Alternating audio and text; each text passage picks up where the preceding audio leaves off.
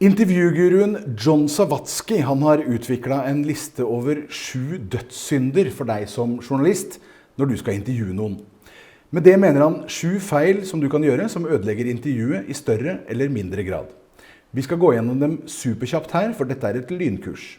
Dødssyndene er å ikke stille spørsmål, å stille doble spørsmål, å overlesse, å legge egne meninger inn i spørsmålet, å bruke triggerord, å overdrive, og ikke minst å stille lukkede spørsmål. Jeg skal gi dere noen eksempler på de 7 dødssyndene. Første dødssynd: ingen spørsmål. Aksjekursen har gått ned, sier kanskje en reporter på en pressekonferanse og tror at han eller hun har stilt et spørsmål. Men det er ingen spørreord der, ingenting som rammer inn og utfordrer intervjuobjektet. Ingen styring. Andre dødssynd: dobbelt spørsmål. Det du oppnår når du stiller dobbelt eller kanskje trippelt spørsmål, det er at intervjuobjektet svarer på det spørsmålet som er mest behagelig for han å svare på. Og kanskje ikke det andre, mer utfordrende spørsmålet du stilte. Tredje dødssynd, ifølge Sawatzky, det er å overlesse spørsmålet. Det betyr at spørsmålet er så langt og kronglete at både du og intervjuobjektet mister oversikten. Intervjuobjektet kommer da kanskje med det glatte, forberedte budskapet sitt, og du husker kanskje ikke hva du egentlig spurte om. Den fjerde dødssynden, det er å legge inn sine egne meninger i spørsmålet. Alle har egne meninger. Hold det inne for deg selv. Du skal være interessert, ikke interessant. Femte dødssynd, det er å bruke triggerord, altså ord som intervjuobjektet reagerer på, og gjerne da negativt eller på en måte som får intervjuet til å spore av.